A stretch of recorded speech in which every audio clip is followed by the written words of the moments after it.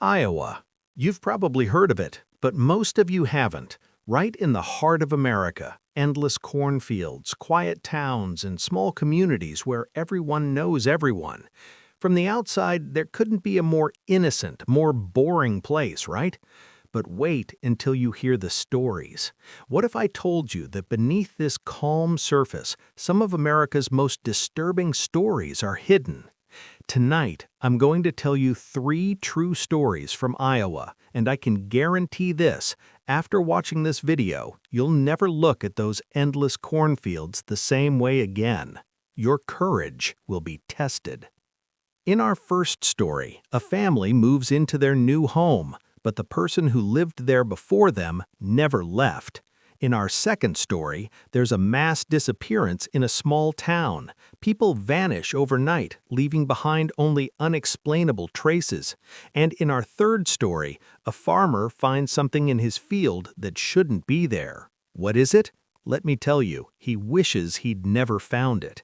If you're watching alone in the dark, maybe it's time to call someone over, because Iowa's secrets are darker than you think.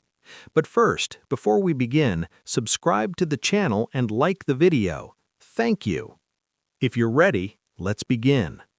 And by the way, if you love these kinds of true horror stories, don't forget to turn on the notification bell, because every week I bring new stories from America's darkest corners.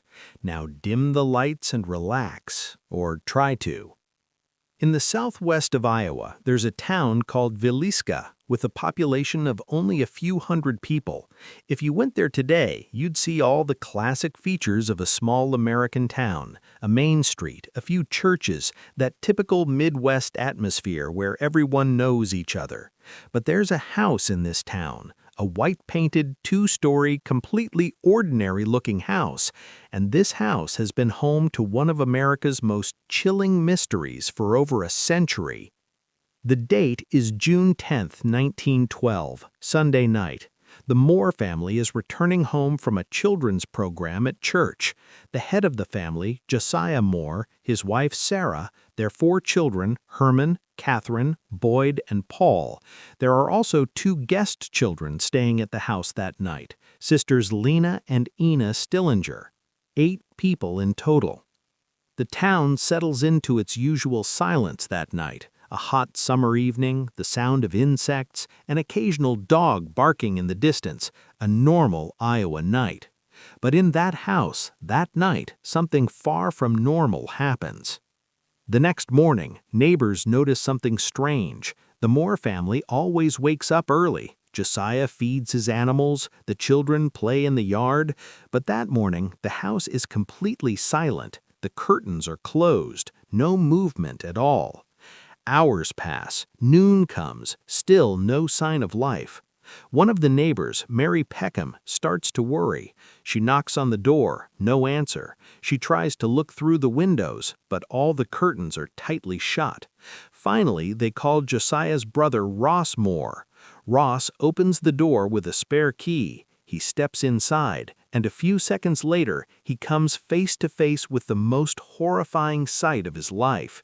8 people, all in their beds, all with their heads crushed, an extremely traumatic scene.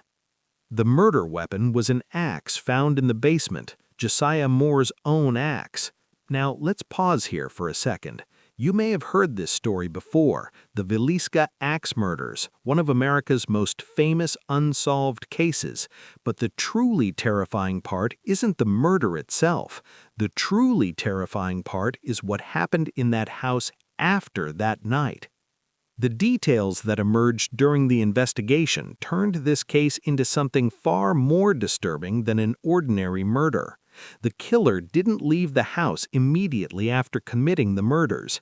He stayed there for hours. He ate food in the kitchen. He covered all the mirrors and reflective surfaces in the house with cloth. He left bowls of water in every room. And the most disturbing detail of all, he covered the victims' faces. Why? No one knows. These ritualistic behaviors drove the detectives of that era mad. Was this the work of a madman, a cult member, or something much darker? Over the years, many suspects were questioned. The strongest suspect was a traveling preacher named Reverend George Kelly. Kelly confessed to the murders a few years later, but then recanted his confession. He was tried twice and acquitted both times. The case was never solved, and the killer died without anyone ever knowing who he was. But the story doesn't end there. Over the years, the house was bought by different owners, and every owner started complaining about the same things: footsteps from the attic at night, doors slamming when no one is there, and the most frequently reported thing, children's voices, whispers, giggles, sometimes crying. In the 1990s, the house was purchased by Darwin and Martha Lynn. Their goal was to restore the house and turn it into a museum of sorts, and they did. Today, the Villisca Axe Murder House is one of America's most visited paranormal tourist destinations. But the Lynn family encountered things they didn't expect during the restoration. Martha Lynn said in an interview, "During the first nights, while electricians and carpenters were working in the house, they kept complaining about their tools disappearing. They'd put something down, turn around, and the tool would be gone. Hours later, they'd find it in a completely different room. At first, we thought we were playing tricks on each other, but no one was." If this story is giving you chills, don't forget to subscribe and like. Darwin Lynn described an incident in one of the children's rooms. "During the restoration, I was working in one of the children's bedrooms. It was a hot summer day, all the windows were open. Suddenly, the room became ice cold. I could see my breath. It lasted a few seconds, then went back to normal. I experienced this more than once."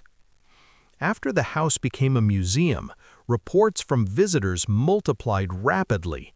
Paranormal investigators began organizing overnight tours at the house, and the accounts from people who returned from these tours, despite being completely independent of each other, are disturbingly similar. Would you dare to visit this house? Let me know in the comments. In 2014, a man named Robert Larson decided to spend the night at the house with his friends. Larson said he would never forget that night. "It was around midnight. We were sitting in the living room. Our recording devices were running. Suddenly, we heard a creak from upstairs. Old house, normal, right? But then the footsteps started. Slow, heavy steps. Footsteps of someone walking in the hallway. We all froze. We didn't want to go upstairs, but eventually we gathered our courage.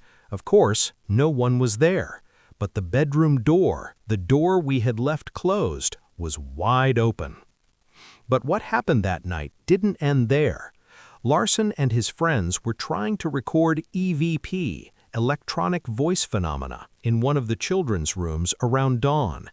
In the darkness, they turned on the recorder and asked questions. "Is anyone here?" Silence.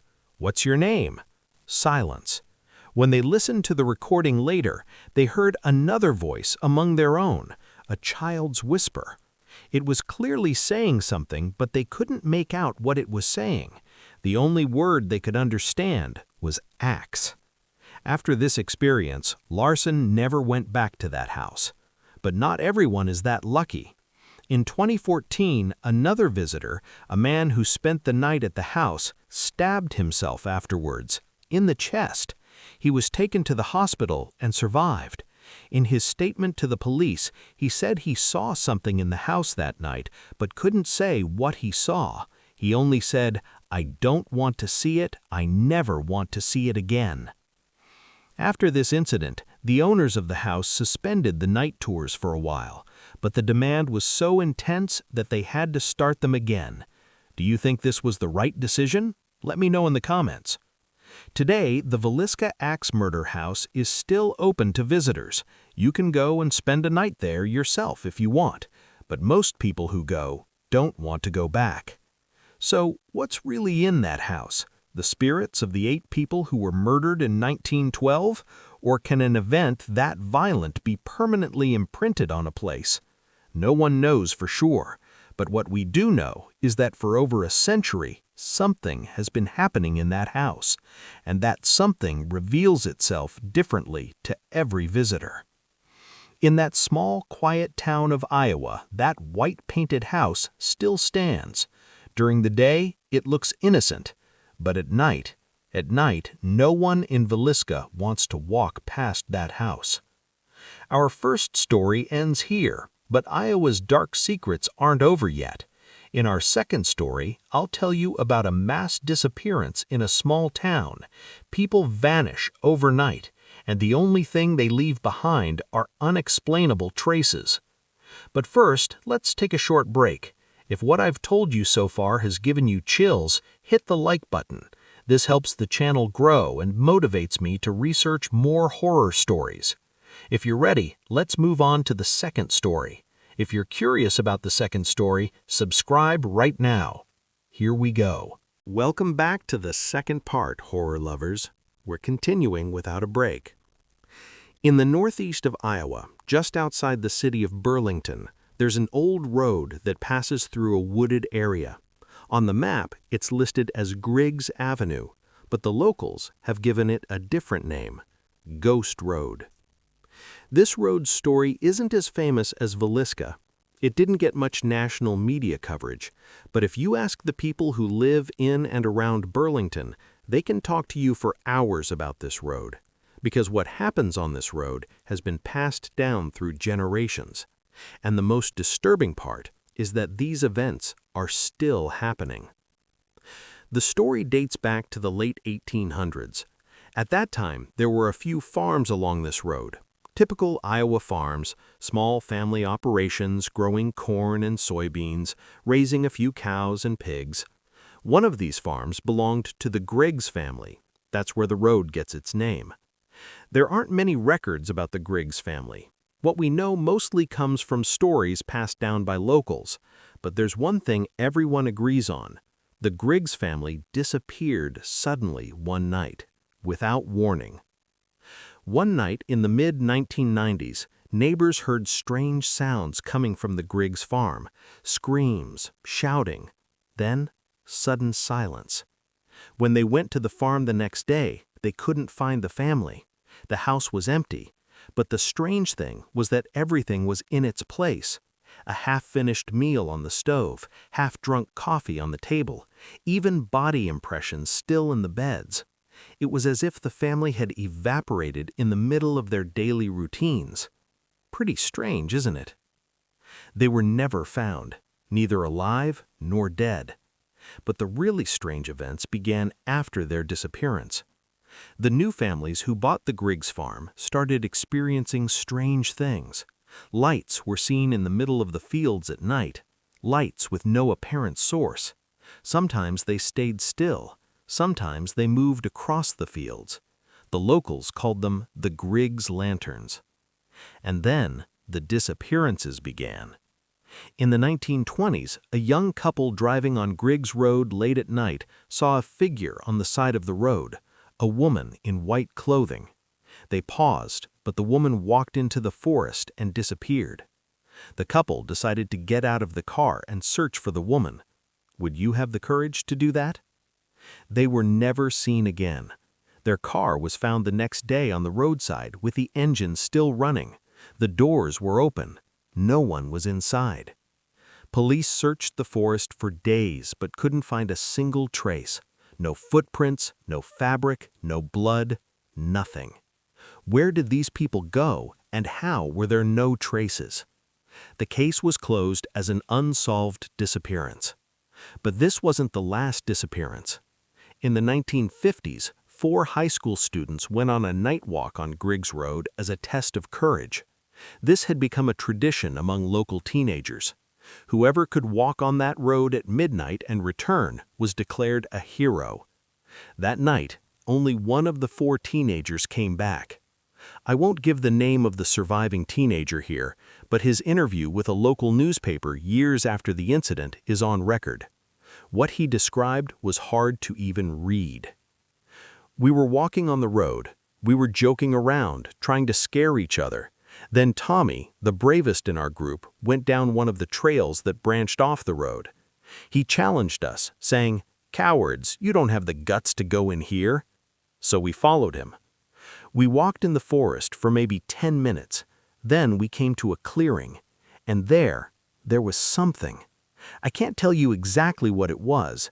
It was like a figure, but it wasn't human. Its size was wrong, its proportions were wrong, and its eyes, it had no eyes, but I could feel it looking at us. Tommy froze. Then he started walking toward it. We tried to stop him, but he couldn't hear us, couldn't see us. It was like he was in a trance. The other two started walking the same way. I ran and didn't look back. The police didn't take the young man's account seriously. They considered him to be in shock. They searched for the other 3 teenagers for days but couldn't find any trace. The families were devastated, and the surviving teenager was never able to live a normal life after that incident.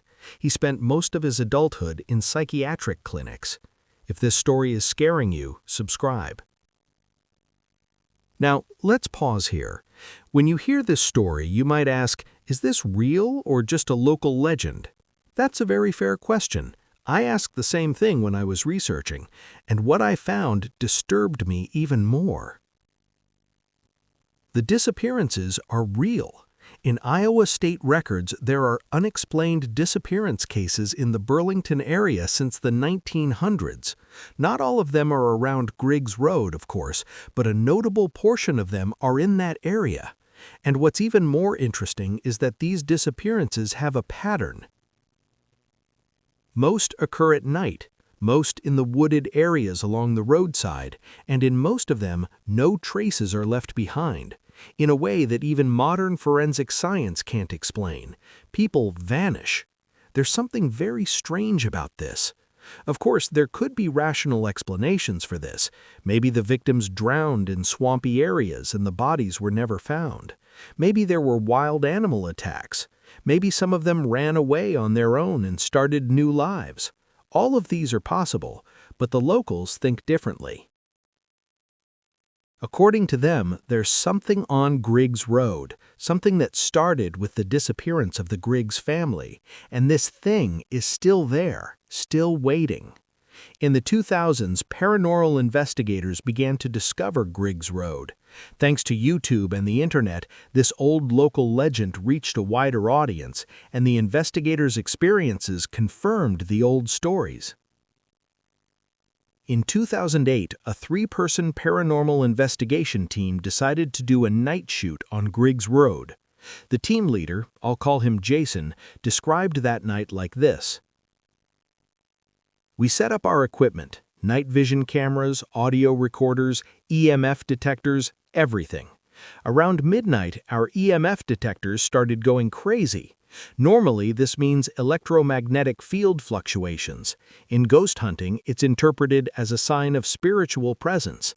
But we were skeptical. Maybe there's a power line nearby, maybe underground cables. We said it could be anything. Then we caught something on the cameras, a figure at the end of the road among the trees. It wasn't moving, just standing there. We zoomed in with the camera, but the image didn't get clearer. It was as if the figure was absorbing the light. We decided to approach. We took our equipment and walked in that direction, but no matter how far we walked, the figure always stayed the same distance away. We took 10 steps, it moved 10 steps away. We took 20 steps, it moved 20 steps away. This was physically impossible, but it was happening right before our eyes. Eventually, we gave up. We went back, and when we looked behind us, the figure was gone. The footage shot that night is still available on the internet. The quality is low, it's hard to make out anything clearly, but there's definitely something there. What it is, well, that's another matter. But the most disturbing story of Griggs Road happened in 2015. A couple decided to take Griggs Road while returning to Burlington late at night. Their GPS had directed them this way. It looked like a shortcut. The woman later gave this statement to the police. We saw a child in the middle of the road, a little girl, maybe 7 or 8 years old. Midnight, in the middle of the forest, all alone.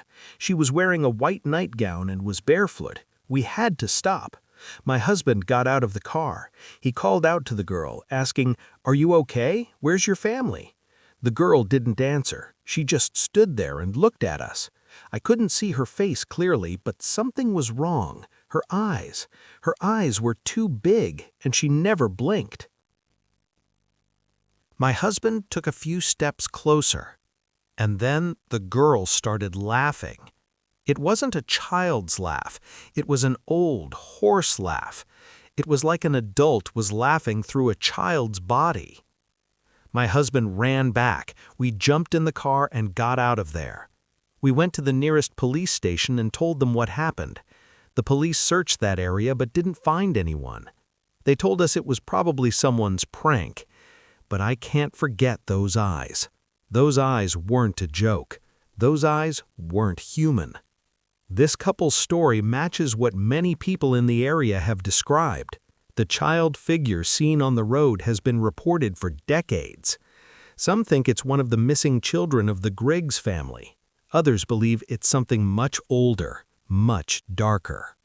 This part of Iowa was a place where Native American tribes lived long before European settlers, and according to some researchers, the area where Griggs Road passes through was an old ritual site, a place where the tribes believed the boundary between this world and the next was thin. Of course, this theory can't be proven, but among local Native American communities, there are warnings passed down from generation to generation about this area. Don't pass that road at night. Don't enter that forest at night. Don't wake what sleeps there. Today, Griggs Road still exists. It's still in use. During the day, it looks like an ordinary Iowa country road. Trees, fields, an occasional passing tractor. But at night, the locals avoid that road. Even if they have to drive miles out of their way to reach their destinations, they don't take Griggs Road. And every year, a few curious tourists or brave teenagers go looking for a nighttime adventure on that road.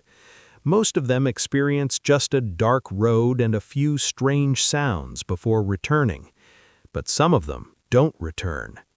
In the last 10 years, there have been 3 more disappearance cases around Griggs Road, all at night, all under unexplainable circumstances, and in all of them, no traces were left behind.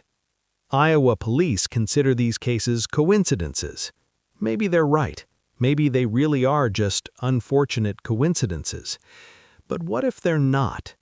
What if there really is something on Griggs Road, something that's been there since the 1890s, waiting, searching? The only way to know for sure is to go there and see for yourself. But if you do go, I have some advice for you. Go during the day, and whatever you do, don't go down the trails that branch off from the road.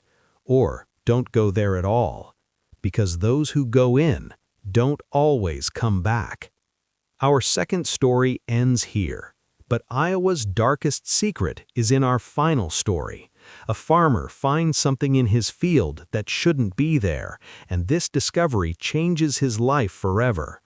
Before we move on to the third story, if you enjoyed this video and watched it until the end, write in the comments what you think about Iowa. Have you ever been to the Midwest? Have you heard stories like these? I'm curious.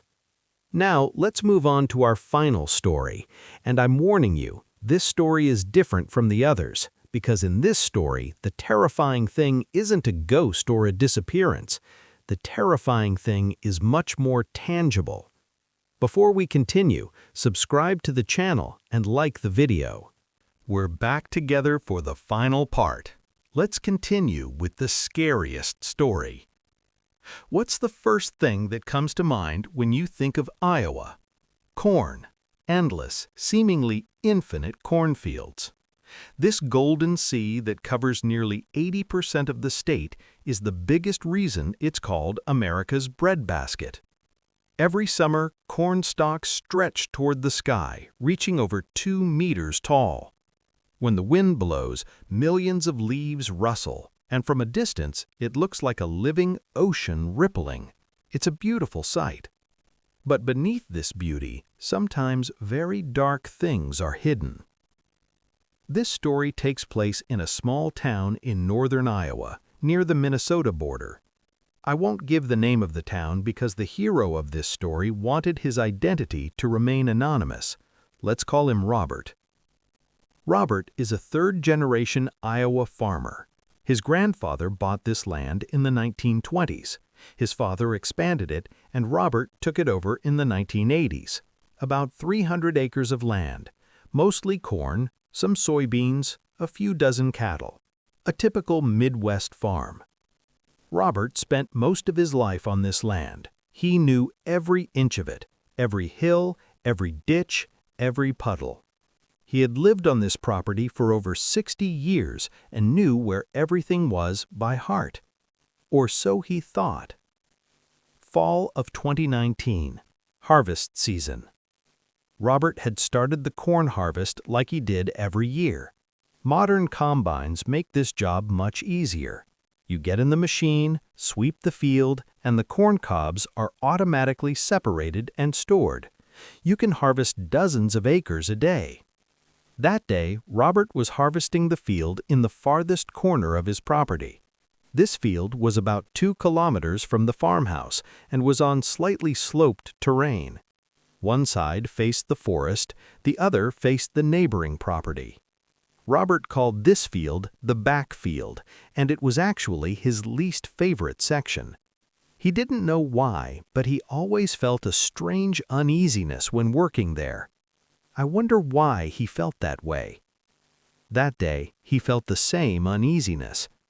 He was moving toward the middle of the field with the combine. The sun was starting to set, and Robert wanted to finish the job before dark. The machine hummed monotonously. Corn stalks fell, cobs were collected. And then the machine stopped. A sudden metal sound, a jolt, and silence. Robert realized the combine had hit something. This happened occasionally, a large rock, an old tree stump, sometimes the remains of a farm tool abandoned years ago. It was annoying, but not rare. He got off the machine and walked to the front. He looked under the cutting unit, and he froze at what he saw. A metal plate, rusted, covered in dirt, but clearly a man-made metal plate. The combine's blades had hit this plate and bent. Robert crouched down and examined the plate. He started scraping away the dirt with his hands. The plate was bigger than he thought. The more he dug, the bigger it got. Finally, he realized this wasn't a plate. It was a hatch. About 1 meter in diameter, round, a heavy metal hatch. There was no writing on it, no markings, just rusted old metal. Robert's heart raced. He was also scared. He had lived on this property for 60 years. He learned every corner of this land from his father and grandfather.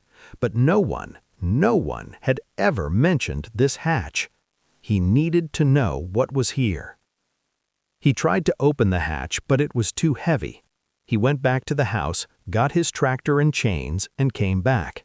He attached the chain to the hatch and pulled with the tractor.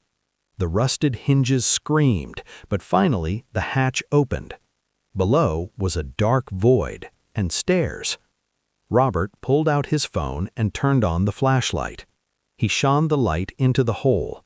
The stairs descended to a concrete floor about 3 meters below. The stairs themselves were made of metal and were in surprisingly good condition. A normal person would probably call the police, or at least call someone. But Robert was a farmer of 60 years. He had worked alone on thousands of acres, fought storms, droughts, and droughts. He wasn't a cowardly man. He went down the stairs. But was this the right decision? The space below was much larger than he expected. He scanned the area with his phone's light, and his breath caught at what he saw. A shelter, but not an ordinary shelter. A rectangular room about 10 meters by 5 meters. Concrete walls, concrete floor, concrete ceiling. There were shelves on the walls, and these shelves were lined with canned food, water bottles, and boxes. In one corner was a folding bunk bed with a chemical toilet beside it. In the other corner was a table and chairs. At first glance, it looked like a typical nuclear fallout shelter from the Cold War era. In the 1950s and 60s, many families in America built shelters like this. They were afraid the Soviets would drop an atomic bomb and thought they would be safe underground. But Robert had never heard that his family had built such a shelter. And even stranger, the location of this shelter didn't make sense. It wasn't near the house, it was in the farthest corner of his field. In an emergency, it would take minutes to run there. And then Robert started examining the walls more carefully.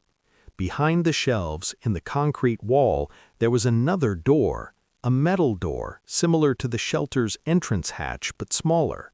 What could that be? Robert approached the door. He turned the handle. The door creaked open. Behind it was another room, smaller, maybe 3 meters by 3 meters.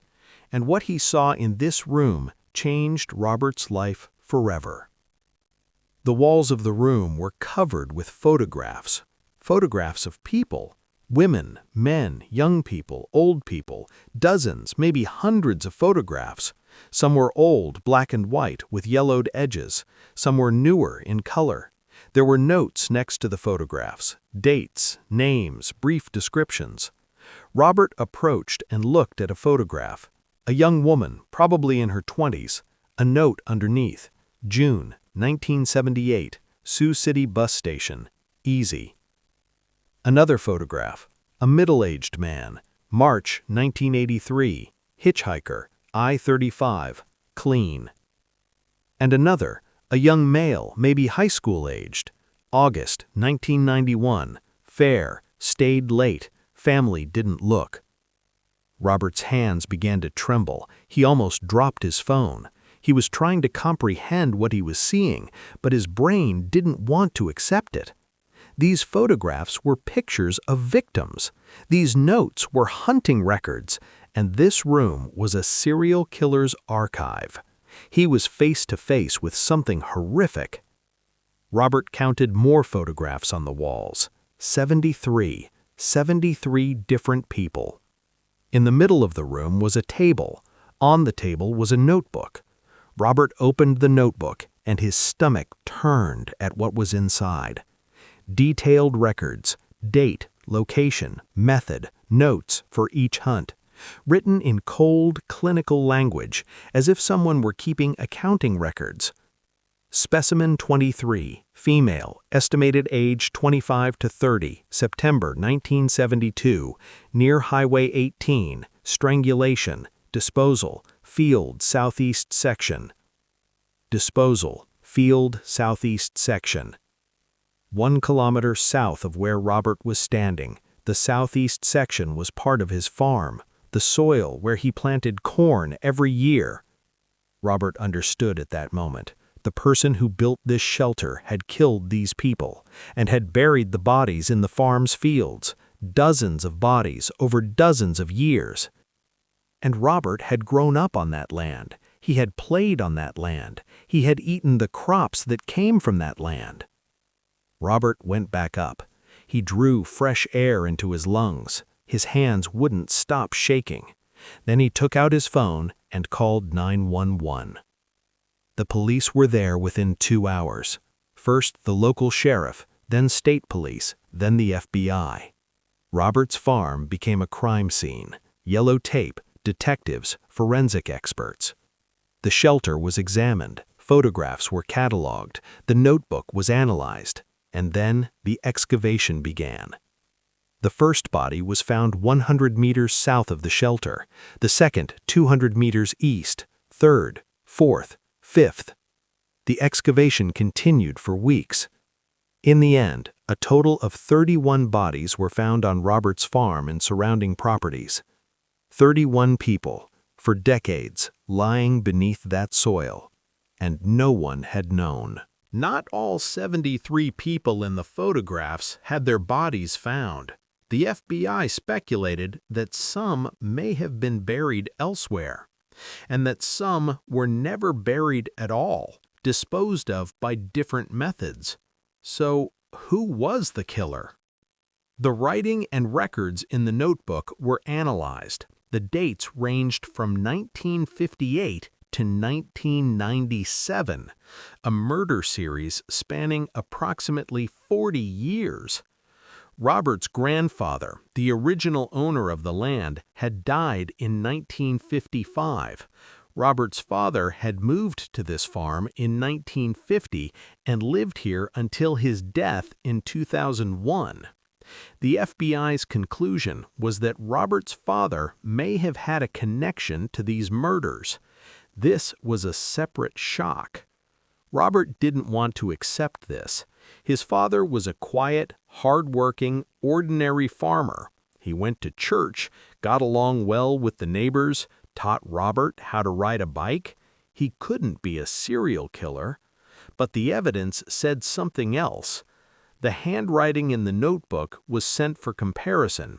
It was compared with Robert's father's old letters and signatures. The result showed a 92% match. Harold, Robert's father, had kidnapped and killed at least 73 people over 40 years, and he had never been caught. Let's pause here and think. In America, according to FBI data, it's estimated that there are 30 to 50 active serial killers at any given time. This is a statistical fact, and the vast majority of these killers are never caught. The average serial killer commits 10 to 15 murders before being caught. Some are never caught. Harold was one of them. He had chosen his victims carefully. Hitchhikers, homeless people, lonely people abducted from fairs or bus stations, people on the margins of society, people no one would look for very hard. And he had buried the bodies on his own property, in his own fields, in a place where no one would look, where no one would ask questions. 40 years, 73 victims, and he had never aroused suspicion. Robert said in interviews with the FBI that he didn't remember any warning signs about his father. His father had never been violent, had never exhibited strange behavior. He was just always a quiet man focused on his work. Sometimes he would go out at night to check the field, but Robert had thought this was normal. Farmers were always busy with their work. But looking back now, some things made sense. His father didn't want anyone going to the back field. When Robert tried to go there as a child, his father had scolded him harshly. "That field is dangerous. There are old wells. You'll fall," he had said. Robert had been scared and never went there alone again. When his father built the shelter, Robert either hadn't been born yet or was very young, and then for 40 years he had kept the shelter and the secrets in the fields hidden.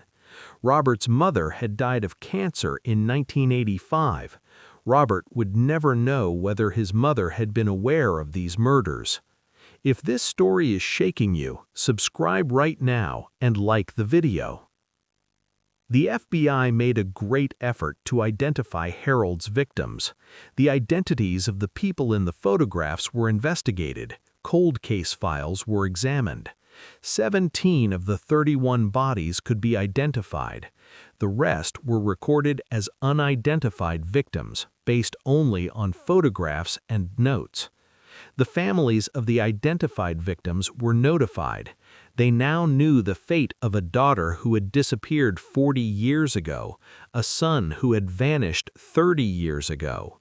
There was no closure, no justice, just the painful truth. Robert sold the farm. He couldn't live another day on that land. The sale was difficult because no one wanted to live on top of a graveyard. Eventually, the land was sold to an agricultural company for far below market value. There was almost no other option. Robert moved away from Iowa. He didn't tell anyone where he went. In an interview, he said, "Every time I see my father's face, I see those photographs, I see those notes. I know what's beneath that soil. How can I live with that?" This story briefly appeared in national media in 2019, but it was quickly forgotten. New terrible news came out every day in America, and the story of an old serial killer in Iowa dropped from the headlines. But the locals didn't forget. Today, that land still stands. The agricultural company continues to farm the soil. Corn stalks rise every summer, are harvested every fall, and every harvest season, whispers circulate among the workers. Do you know what's under this field? How many people are buried here? What if there are still bodies that haven't been found? According to official figures, 31 bodies were found, but the records in the notebook show 73 victims, and the FBI says some bodies may never be found. Maybe they were buried in the forest. Maybe they were thrown in the river. Maybe they're lying in other farms, in other fields. In Iowa's endless cornfields, how many more secrets are hidden? How many more heralds are there? How many shelters? How many archives? How many notebooks? No one knows, and maybe we'll never know. Subscribe and like for this shocking story. But we know one thing. Beneath Iowa's innocent, calm, boring appearance, dark things are hidden, and these dark things can sometimes wait for decades without coming to light. Robert said in his final interview, "People know serial killers from movies, like Hannibal Lecter, intelligent and charismatic, or crazy and insane, the type you can tell from their eyes. But real serial killers aren't like that. Real serial killers can be your neighbor. They can be your father. They can live next to you for decades and you won't notice anything. This is also a very terrifying thing. I didn't notice. For 40 years I didn't notice, and now every night before I fall asleep I ask myself the same question: who else isn't noticing?" This question remains unanswered in Iowa and everywhere in America. And perhaps the scariest truth is this: monsters don't always hide far away in dark corners. Sometimes they live ordinary lives right beside us, and we, unaware of anything, share the breakfast table with them. What do you think? Iowa's cornfields turned golden yellow this year, as they always do. When the wind blows, the leaves rustle, rippling like an undulating ocean. From the outside, there couldn't be a more peaceful view. But now you know what lies beneath that beauty. And the next time you pass through Iowa, when you see those endless fields, this story will come to mind. Robert's story, Harold's story, and the story of the 73 people lying beneath that soil. Some secrets should remain buried forever, but some, sooner or later, come to light. That's all for Iowa's Dark Secrets today. 3 stories, 3 different horrors, but they all have one thing in common. They all happened in Iowa, in the heart of America, in the last place you'd expect. The Villisca Axe Murder House has been giving visitors chills for over a century. Griggs Road still waits for its travelers at night. And in Iowa's cornfields, who knows how many more secrets lie buried. Thank you for watching this video. If you're interested in true horror stories like these, don't forget to subscribe to my channel, like the video, turn on the notification bell, and share your thoughts in the comments. What do you think about Iowa? Have you heard similar stories in the Midwest? Or maybe you have your own terrifying experiences. I'd love to read them in the comments. See you in the next video. Take care of yourselves, and goodbye. Until then, keep the lights on at night. And remember, sometimes the scariest monsters hide behind the most ordinary faces. A single subscribe, like, and comment makes a huge contribution to this channel's growth and motivates me to research more horror stories, so I would be very happy if you showed your support.